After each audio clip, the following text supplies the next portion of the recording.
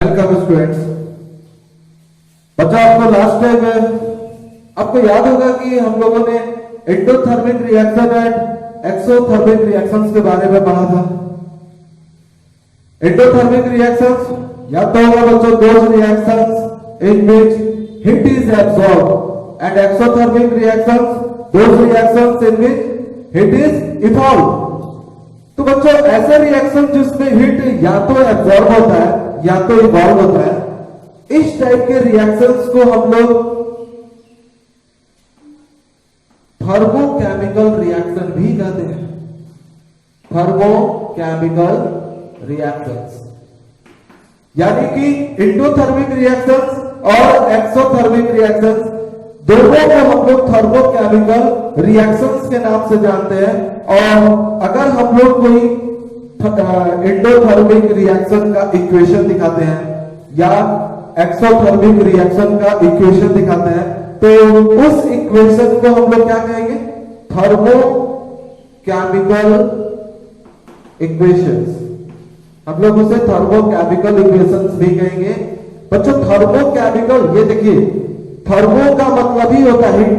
That means कि ऐसा chemical equation जिसमें हीट एक्सचेंज दिखाया जा रहा हो, जिसमें हीट एक्सचेंज हो रहा हो।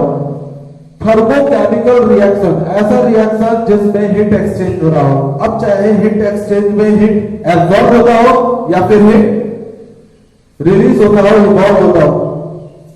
तो ये पॉइंट आप याद रखेंगे कि एंडोथर्मिक और एक्सोथर्मिक रिएक्शंस को एक और रिएक्शंस के नाम से जानते हैं। हम लोग उसे थर्मोकेमिकल रिएक्शंस के नाम से भी जानते हैं। ठीक उसी तरह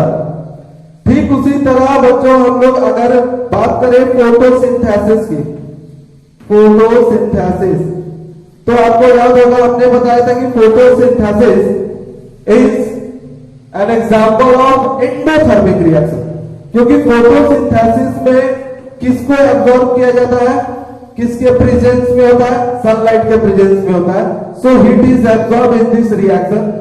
तो बच्चों जो रिएक्शन सनलाइट के प्रेजेंस में होता है ना, हम लोग वैसे रिएक्शंस को फोटोकेमिकल रिएक्शन बोलते हैं। फोटोकेमिकल रिएक्शंस के नाम से जानते हैं। याद रहे कि फोटोकेमिकल्स, ये देखिए फोटोकेमिकल बच्चों, फोटो का मीन्स हो गया sunlight, in the presence of sunlight. ऐसा केमिकल रिएक्शन जो किसके प्रेजेंस में हुआ हो? सनलाइट के प्रेजेंस में हुआ हो, इसलिए हम लोग उसे फोटोकेमिकल रिएक्शन भी कहते हैं। एक और एग्जांपल देते हैं। हाइड्रोजन गैस अगर क्लोरीन गैस से कंबाइन करता है in the presence of sunlight में to produce hydrogen chloride gas, तो HCl गैस प्रोड्यूस होता है। तो आप ये रिएक्शन जरा देखें कि ये रिएक्शन हाइड्रोजन क्लोरीन से कंबाइन करता है तो हाइड्रोजन क्लोराइड गैस बनाता है। किसके मौजूदगी में? सनलाइट के प्रेजेंस में। तो ये किस टाइप का रिएक्शन कहलाएगा? ये कहलाएगा photochemical reaction, because this reaction occurs in the presence of sunlight.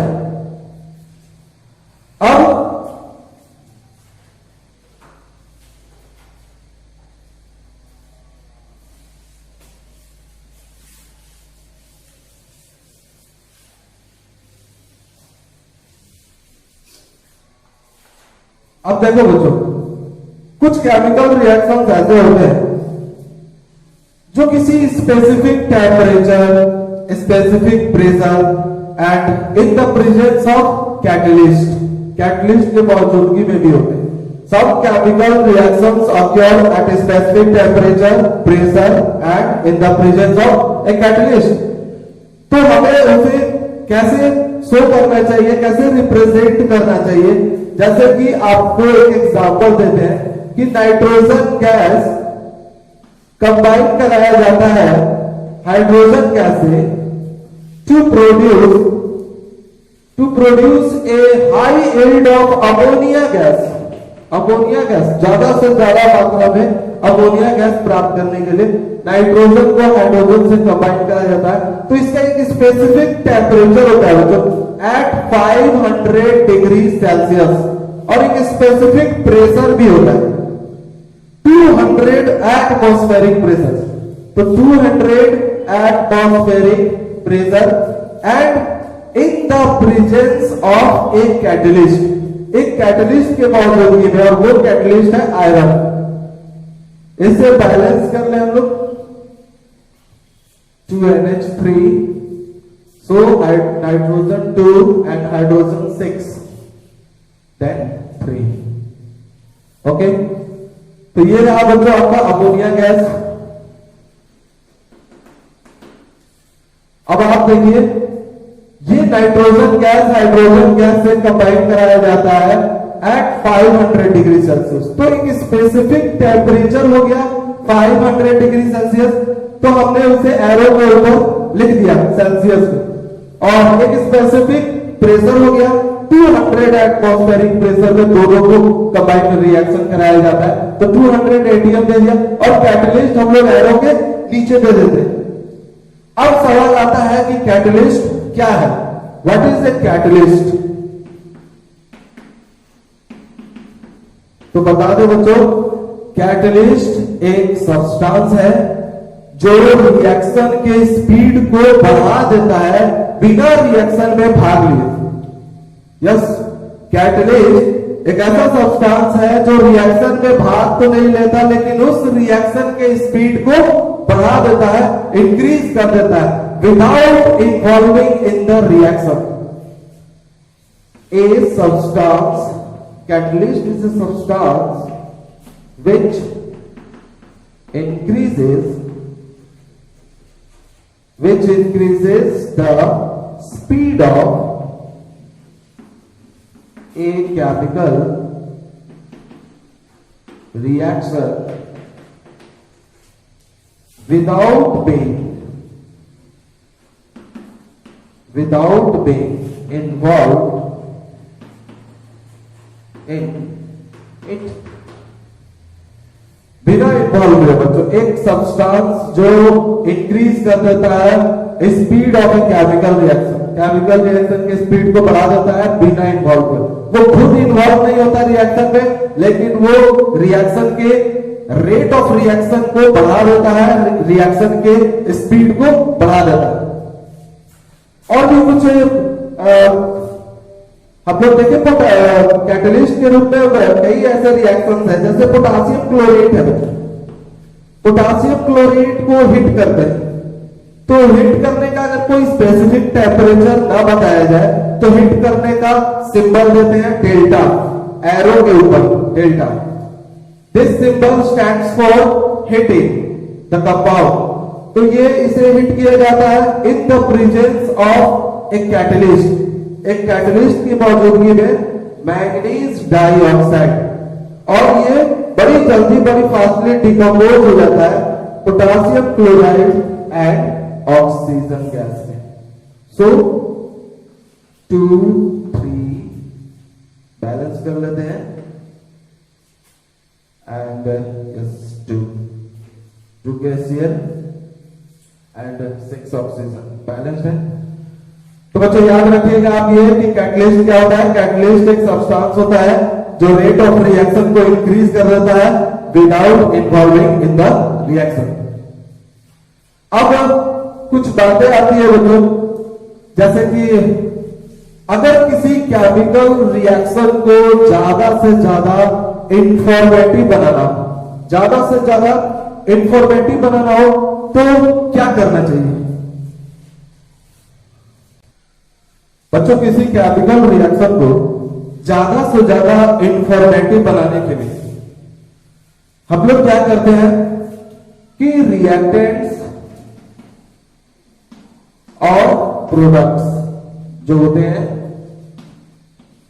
उनके फिजिकल स्टेट को मेंशन करते हैं।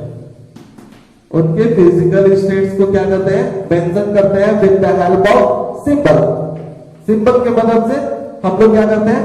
उसके फिजिकल स्टेट को रिप्रेजेंट करते हैं। जैसे मान लीजिए कि हाइड्रोजन गैस है और ऑक्सीजन गैस आपस में कंबाइन किया तो वाटर बनता है। तो हम लोग यहां पर क्या करते हैं ना कि इस रिएक्शन को ज्यादा से ज्यादा इंफॉर्मेटिव बनाने के लिए हम लोग रिएक्टेंट्स और प्रोडक्ट्स के फिजिकल स्टेट्स को मेंशन कर सकते हैं। जैसे कि हाइड्रोजन इज ए गैस, तो गैस के लिए सिंबल क्या होता है, जी लगा देंगे शॉर्टकट में जी। So hydrogen is a gas, oxygen is also a gas, so इसके लिए स्मॉल जी हम लोग सिंबल दे देंगे इसके फिजिकल स्टेट के लिए। And water, water normally water at room temperature क्या होता है, लिक्विड, तो हम लोग यहाँ लिक्विड के लिए एल दे देंगे। ठीक है, तो इस तरीके से हम लोग फिजिकल स्टेट मेंशन कर सकते हैं रिएक्टेंट्स और प्रोडक्ट्स की। अगर कोई सब्सटेंस सॉलिड हो तो उसके लिए हम लोग एस यूज करते हैं, अगर उसका फिजिकल स्टेट सॉलिड है। अगर लिक्विड है तो एल यूज करते हैं, अगर गैसियस है तो जी यूज करते हैं। अगर एक्वस है, एक्वस वाले को aqueous in their solution in water, उनका सॉल्यूशन वाटर में एक्वस कहलाता है, तो एक्वस के लिए बच्चों एक क्यू दे देते हैं। तो इस तरीके से हम लोग क्या करेंगे, रिएक्टेंट्स और प्रोडक्ट्स में उनके फिजिकल स्टेट्स को मेंशन करके ज्यादा से ज्यादा इंफॉर्मेटिव बना सकते हैं रिएक्शन को। दूसरी बात कि अगर केमिकल रिएक्शन में, अगर कोई केमिकल रिएक्शन में हिट का अगर मेंशन हो, जैसे कि वो डिकम्पोजिशन हो रहा है, तो हिट के लिए हम लोग जनरली डेल्टा का सिंबल देते हैं, वो भी किसके ऊपर, एरो के ऊपर। और अगर कोई स्पेसिफिक टेम्परेचर बताया जाए तो स्पेसिफिक टेम्परेचर को डिग्री सेल्सियस या फिर केल्विन में एरो के ऊपर हम लोग लिख सकते हैं। जैसे कि अभी इसके पहले हमने आपको रिएक्शन में दिखाया था 500 डिग्री सेल्सियस, या फिर उसको केल्विन में भी लिखा जा सकता है। और अगर कोई स्पेसिफिक प्रेशर हो तो प्रेशर को भी हम लोग यहां पर एटीएम में एटमॉस्फेरिक प्रेशर में एरो के ऊपर देंगे। और अगर कोई कैटलिस्ट इन द प्रेजेंस, अगर कोई केमिकल रिएक्शन किसी कैटलिस्ट के प्रेजेंस में हो रहा है तो हम लोग कैटलिस्ट का नेम जो है वो यहाँ नीचे दे देते हैं विद द सिंबल और फॉर्मूला। कैटलिस्ट का सिंबल, क्योंकि कैटलिस्ट बच्चों एक सब्सटेंस होता है और सब्सटेंस में एलिमेंट भी हो सकता है और कंपाउंड भी हो सकता है। अगर एलिमेंट हुआ तो सिंबल देंगे, अगर कंपाउंड हुआ तो उसका फॉर्मूला लिखेंगे, मॉलिक्यूलर फॉर्मूला। और भी कुछ बातें ध्यान देनी होगी ज्यादा से ज्यादा इंफॉर्मेटिव बनाने के लिए रिएक्शन को। जैसे कि अगर केमिकल रिएक्शंस के दौरान हीट एक्सचेंज होता है, हीट इवॉल्व होता है, तो कितना हीट इवॉल्व हुआ हम लोग उसे शो ऑफ कर सकते हैं, मेंशन कर सकते हैं केमिकल इक्वेशन में, किलो जूल में, कि कितना kilo joule energy in the form of it release होता है। तो इस तरीके से हम लोग किसी भी केमिकल रिएक्शन को ज्यादा से ज्यादा इंफॉर्मेटिव बना सकते हैं। क्या क्या करके बना सकते हैं, रिएक्टेंट्स और प्रोडक्ट्स के फिजिकल स्टेट्स को मेंशन कर सकते हैं इक्वेशन में। अगर कोई कैटलिस्ट यूज हुआ हो तो एरो के नीचे उसका नाम दे सकते हैं, अगर हिट हुआ तो उसका सिंबल दे सकते हैं, अगर स्पेसिफिक टेम्परेचर हो तो सेल्सियस या केल्विन में एरो के ऊपर दे सकते हैं, स्पेसिफिक प्रेशर हो तो एरो के ऊपर दे सकते हैं। तो इस तरीके से बच्चों अगर हीट एक्सचेंज हुआ हो तो इक्वेशन में हीट का वैल्यू को हम लोग दिखा सकते हैं किलो जूल में। तो इस तरीके से कोई भी केमिकल रिएक्शन को हम लोग ज्यादा से ज्यादा इंफॉर्मेटिव बना सकते हैं। अब हम लोग देखेंगे एक खास टाइप का इक्वेशन, और वो इक्वेशन है बच्चों आयोनिक इक्वेशन। आपको सिखाएंगे अभी आयोनिक इक्वेशन क्या होता है और कैसे उसे बैलेंस कर सकते हैं। Another type of equation ionic equations. अभी आप कुछ देर बाद इसे बैलेंस भी करेंगे। आयोनिक इक्वेशंस, चलिए बात करते हैं। कुछ केमिकल रिएक्शंस ऐसे होते हैं बच्चों जो जिसमें आयोनिक कंपाउंड्स इन्वॉल्व होते हैं। Yes, some chemical reactions are those type of reactions in which ionic compounds are involved in the reaction. कुछ रिएक्शन में आयोनिक कंपाउंड इन्वॉल्व होते हैं, जैसे कि एक एग्जांपल है zinc and copper sulphate. Zinc और कॉपर सल्फेट के बीच का रिएक्शन। आप जानते हैं जिंक इज अ मेटल, अगर देखा जाए तो ये एक तरह का सॉलिड है। ये कॉपर सल्फेट, ऑफ कोर्स बच्चों कॉपर सल्फेट आयोनिक कंपाउंड है। आपको याद है आयोनिक कंपाउंड क्या होते हैं? आयोनिक कंपाउंड ऐसे कंपाउंड होते हैं जो अपने सॉल्यूशन में, अपने एक्वस सॉल्यूशन में आयंस में टूट जाते हैं, अपने आयंस में ब्रेक डाउन हो जाते हैं, आयंस का फॉर्मेशन कर। तो ये कॉपर सल्फेट एक्वस मान के चलते हैं इसे, ये अपने एक्वस सॉल्यूशन में होगा तो क्या बनता है? Zinc sulphate. This is also in aqueous form, zinc sulphate and copper. Of course it is a displacement reaction बच्चों, ये एक डिस्प्लेसमेंट रिएक्शन है। चूंकि जिंक कॉपर से ज्यादा रिएक्टिव है इसलिए जिंक डिस्प्लेस कर देता है कॉपर को उसके सल्फेट से, और क्या बनाता है? जिंक सल्फेट एंड कॉपर देखिए डिस्प्लेस हो चुका है। तो अगर आपको गौर से देखेगा तो ये copper sulphate in its aqueous solution, copper sulphate अपने एक्वस सॉल्यूशन में किस तरह से एग्जिस्ट करता होगा?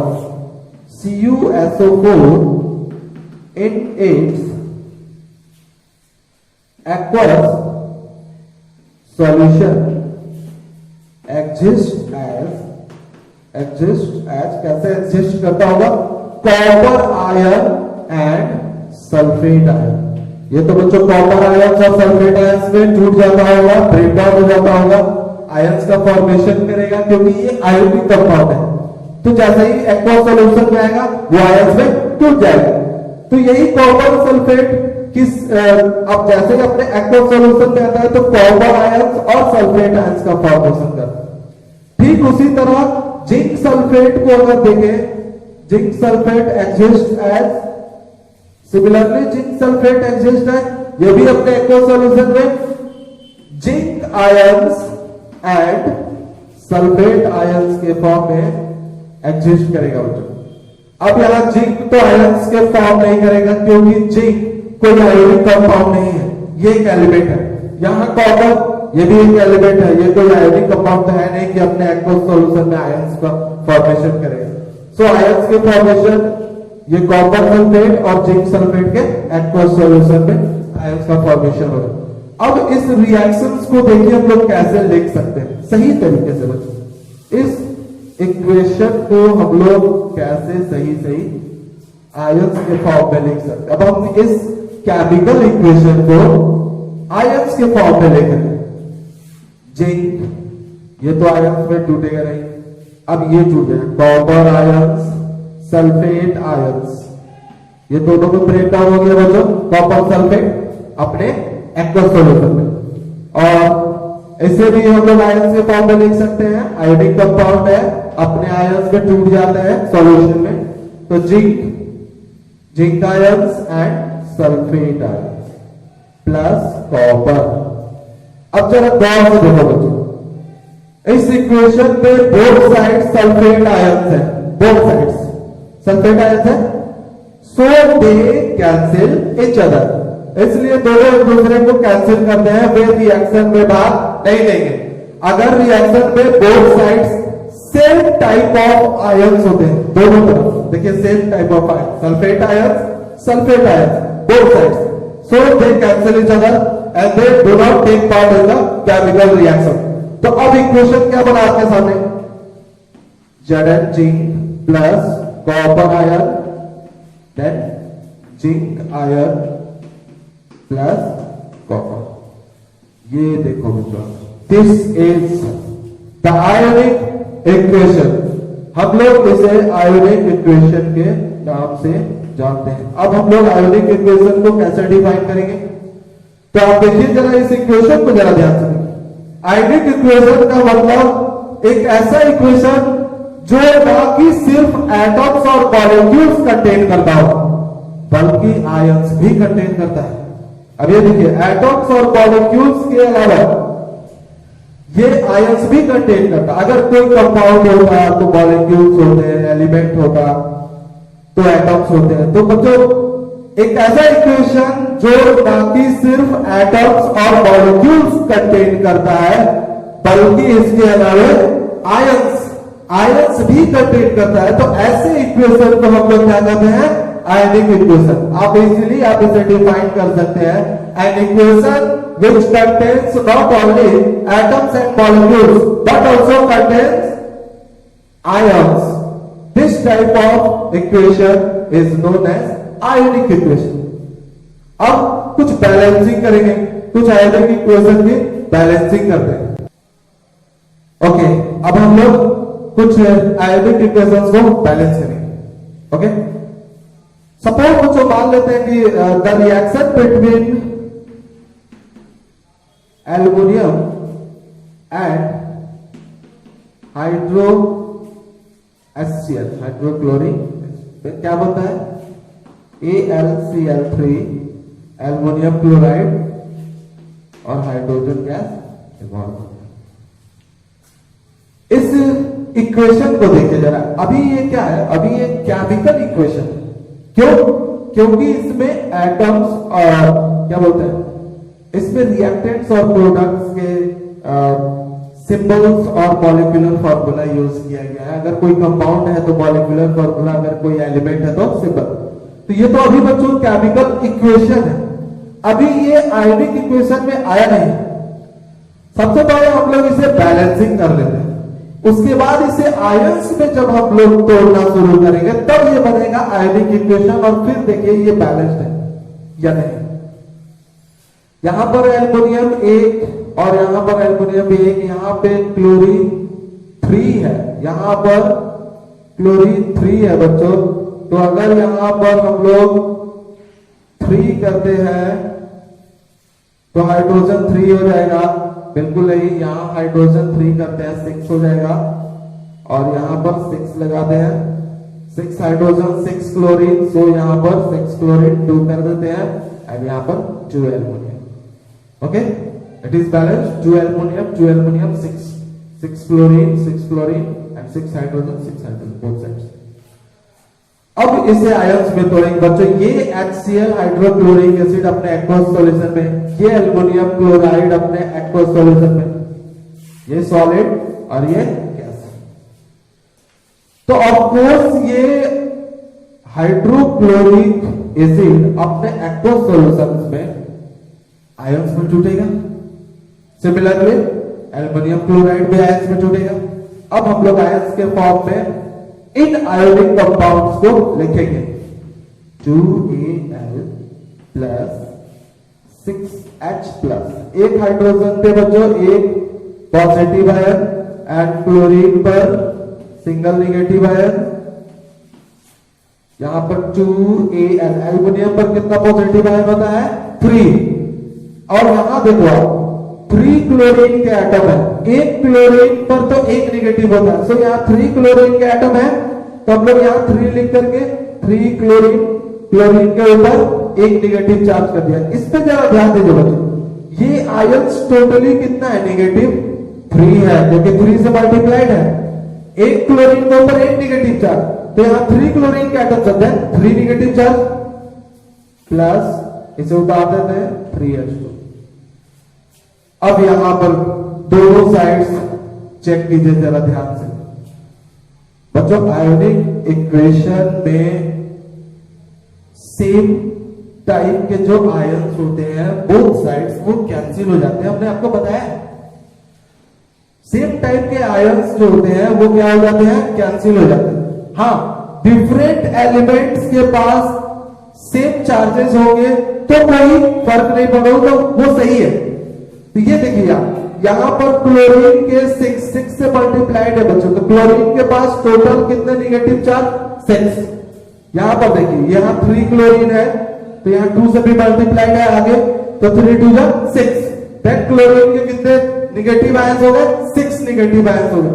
सो chloride ions cancel, chloride ions बिल्कुल भी बच्चों क्या हो गया, कैंसिल हो गया। अब मेरे पास क्या बचा, 2Al plus 6H plus arrow देते हैं, फिर राइट साइड में क्या बचा, 2Al 3 plus and 3H2। This is the balanced chemical equation, sorry balanced ionic equation. ये बैलेंस्ड आयोनिक इक्वेशन है, जरा चेक कीजिए आप इसे दोनों साइड। इधर देखिए पॉजिटिव आयंस कितने हैं बच्चों? लेफ्ट हैंड साइड में पॉजिटिव आयन 6 है, ओके 6 से मल्टीप्लाइड है तो यहाँ 6 पॉजिटिव आयन है। राइट हैंड साइड में पॉजिटिव आयन कितने हैं? 3 2 6, तो दोनों तरफ पॉजिटिव आयन सेम अमाउंट में है 6 एंड 6। लेकिन आप जरा देखिए कि क्या दोनों साइड के आयंस सेम है? बिल्कुल नहीं है। ये हाइड्रोजन आयन है, ये देखो आप, ये एल्युमिनियम आयन है। अगर सेम टाइप के आयंस होते हैं तो कैंसिल हो जाते हैं दोनों side, both sides cancel each other हो जाते हैं। लेकिन ये देखिए आयंस दोनों अलग है, लेकिन नंबर ऑफ पॉजिटिव आयंस या फिर नंबर ऑफ नेगेटिव आयंस जो भी है वो बराबर होने चाहिए। तो number of positive ions in left side and number of positive ions in right side, दोनों तरफ बराबर है। तो इसको हम लोग बैलेंस्ड आयनिक इक्वेशन कह सकते हैं। हाँ तो बच्चों ये जरा एग्जांपल देखिए आप, this is the ionic equation. अब इसे बैलेंस करना है आपको। तो कहीं इस आयनिक इक्वेशन को देख करके आप ये ना सोचें कि सर बोथ साइड्स जो है आयंस के संख्या जो है नंबर वो तो बराबर है। यहां पर भी 1 पॉजिटिव है लेफ्ट साइड में और राइट साइड में भी जो है वो 1 पॉजिटिव आयन है और दोनों के दोनों डिफरेंट काइंड ऑफ आयन है। This is the hydrogen ion, this is the sodium ion, so it is balanced. आपको ऐसा लगेगा कि ये बैलेंस है, but it is not balance. You have to balance, आपको बैलेंस करना है। ये बच्चों बैलेंस इक्वेशन अभी नहीं। क्यों? क्योंकि आपको पहले तो ये बात सोचनी चाहिए कि ये आयोनिक इक्वेशन आया कैसे, ये बना कैसे। ये आयंस कहां से आया होगा? किसी आयोनिक कंपाउंड से आया होगा जब इससे रिएक्शन हो रहा होगा। ये आयोनिक कंपाउंड से ही आया होगा जो अपने एक्वस सॉल्यूशन में होगा, क्योंकि हमने आपको बताया था कि आयंस कहां से आते हैं बच्चों? आयोनिक कंपाउंड से, उनके एक्वस सॉल्यूशन में। तो ये आयंस कहां से आया होगा बच्चों? सबसे पहले तो आपको ये सोचना है। तो मान लेते हैं कि सोडियम ने कंबाइन किया होगा सल्फ्यूरिक एसिड से, H2SO4 से। अब आप बताइए कि यहां पर 2H प्लस ये हाइड्रोजन आयंस में और ये सल्फेट आयंस में टूटा होगा, ब्रेकडाउन हुआ होगा। यही सल्फ्यूरिक एसिड अपने एक्वस सॉल्यूशन में हाइड्रोजन आयंस और सल्फेट आयंस में ब्रेकडाउन हुआ होगा। तो इन दोनों के बीच जब रिएक्शन हुआ होगा सोडियम और सल्फ्यूरिक एसिड के बीच, तो क्या बना होगा? Sodium sulphate. तो सोडियम सल्फेट का फॉर्मूला तो Na2SO4 होता है, तो सोडियम सल्फेट बना होगा प्लस H2 बना होगा, H2 गैस रिलीज हुआ। तो अब देखो बच्चों यहां पर ये सोडियम सल्फेट, तो यहाँ 2 ये भी अपने एक्वस सॉल्यूशन में अपने आयंस में टूट जाएंगे, तो 2Na प्लस या सोडियम आयंस में टूटा होगा और ये SO4 2 माइनस सल्फेट आयंस में टूटा होगा और इधर आ गया आपका हाइड्रोजन गैस। अब आप देखिए जरा ध्यान से, आप इसे चेक कीजिए। ये बोथ साइड्स, दोनों साइड्स बच्चों सल्फेट आयन कैंसिल कर दिए होंगे, तभी तो ये इक्वेशन आया होगा Na hydrogen ions, sodium ions and hydrogen, ऐसे आया होगा। अब ये आया सही तरीके से Na प्लस 2H प्लस, अब ये एरो 2Na प्लस H2। अब जरा चेक कीजिए आप इक्वेशन के दोनों साइड। देखिए पॉजिटिव आयंस कितने हैं? 2। पॉजिटिव आयंस कितने हैं? 2। And both ions are different from one another. दोनों आयंस एक दूसरे से डिफरेंट है। एक है हाइड्रोजन आयन, दूसरा है sodium ion. This is the balanced equation, ionic equation. ये बैलेंस्ड हुआ बच्चों, अब जाकर के बैलेंस्ड हुआ। तो आपको जब बैलेंसिंग करने दिया जाए तो आप शुरू में ही देख करके ये ना समझ लें कि सिर्फ आपको जो है आयंस चेक कर लेने हैं कि राइट हैंड साइड में आयंस और लेफ्ट हैंड साइड में आयंस जो है वो बराबर है, सो it is balanced ionic equation. दो बच्चों आप रॉन्ग हो जाओ। आपको पहले ये चेक करना होगा कि आखिर ये आयंस का फॉर्मेशन कैसे हुआ होगा, आखिर इसके साथ किस आयोनिक कंपाउंड के साथ इसका कॉम्बिनेशन हुआ होगा कि ये H प्लस इधर बना है, इधर सोडियम प्लस यानी कि सोडियम आयन बना है। तो हमने यहां पर सोडियम प्लस सोडियम को सल्फ्यूरिक एसिड से देखा रिएक्ट करा के, तो ये सल्फ्यूरिक एसिड में हाइड्रोजन आयन तो बनेगा आयंस के रूप में, और ये सल्फेट आयन भी टूट जाएगा। फिर इधर दोनों के बीच जब कॉम्बिनेशन होगा तो सोडियम सल्फेट बनता है Na2SO4।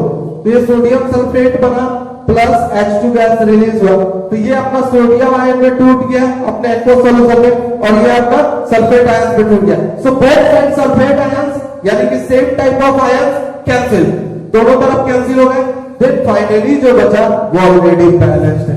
अब जाकर के आप देख सकते हैं कि ये बैलेंस्ड है, दोनों तरफ आयंस जो है वो बराबर तो है ही, लेकिन सेम टाइप ऑफ आयंस नहीं है दोनों, ठीक है, चार्जेस दोनों तरफ बराबर है। तो ये बात आपको ध्यान रखना है बच्चों कि शुरू में ही आपको दोनों तरफ नहीं मिलाना है, बल्कि आपको सबसे पहले ये चेक करना है कि आखिर वो आया कैसे,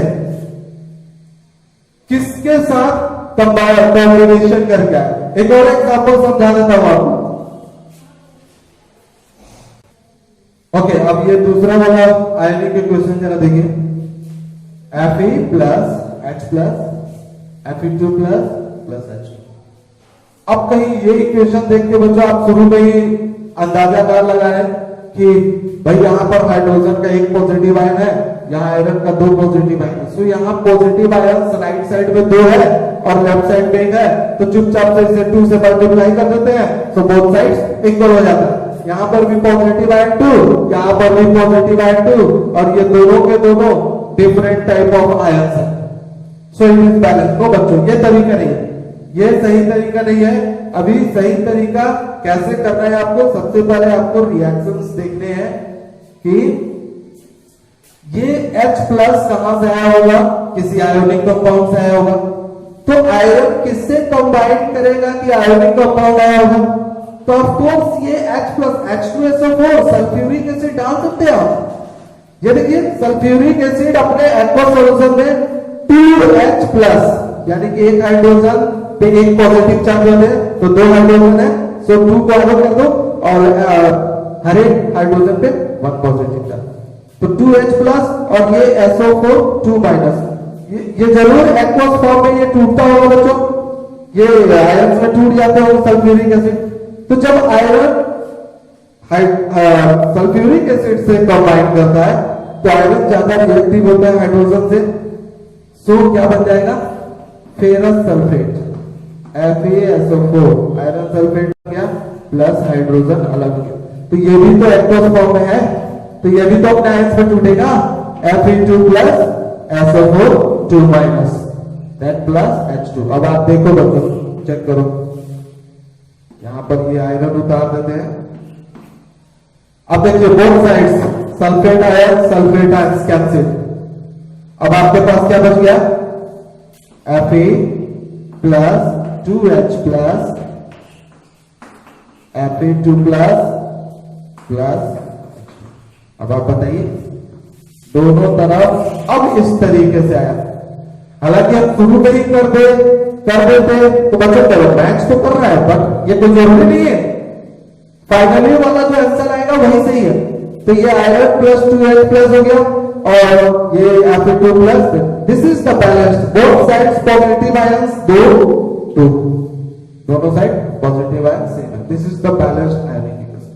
तो आपको कुछ आयनिक इक्वेशन देते हैं, आप सॉल्व करेंगे, फिर हम लोग चलते हैं टाइप्स ऑफ केमिकल रिएक्शंस में। ओके बच्चों, ये कुछ आयनिक इक्वेशंस दिया है हमने, आपको इसे बैलेंस करना है, बट सही तरीके से फर्स्ट स्टेप में ही बैलेंस मत कर दीजिएगा, जैसा आपने समझाया बिल्कुल वैसे ही आप बैलेंस करेंगे। तो ये तीनों को आप बैलेंस कर लो। इसके बाद बच्चों हम लोग नेक्स्ट क्लास में टाइप्स ऑफ केमिकल रिएक्शंस पढ़ेंगे। आपको बता दूंगा कि आपको 10th क्लास में various types of chemical reactions पढ़ने, करीब करीब 5-6 तरह के रिएक्शन, जैसे कि एक कॉम्बिनेशन रिएक्शन पढ़ना है आपको, कॉम्बिनेशन रिएक्शन, दूसरा डीकंपोजिशन रिएक्शन, तीसरा प्रिसिपिटेशन रिएक्शन, प्रिसिपिटेशन रिएक्शन। फिर आपको पढ़ना है displacement reaction. Displacement that means बच्चों सिंगल डिस्प्लेसमेंट रिएक्शन, एंड एक होता है double displacement reaction, double displacement reaction. And फिर आपको पढ़ना है रेडॉक्स रिएक्शन, जिसमें रिडक्शन और ऑक्सीडेशन दोनों होता है। तो इतने टाइप के केमिकल रिएक्शंस आपको पढ़ने हैं, एक एक करके सबके बारे में पढ़ेंगे बच्चों डिटेल में, बट नेक्स्ट क्लास में।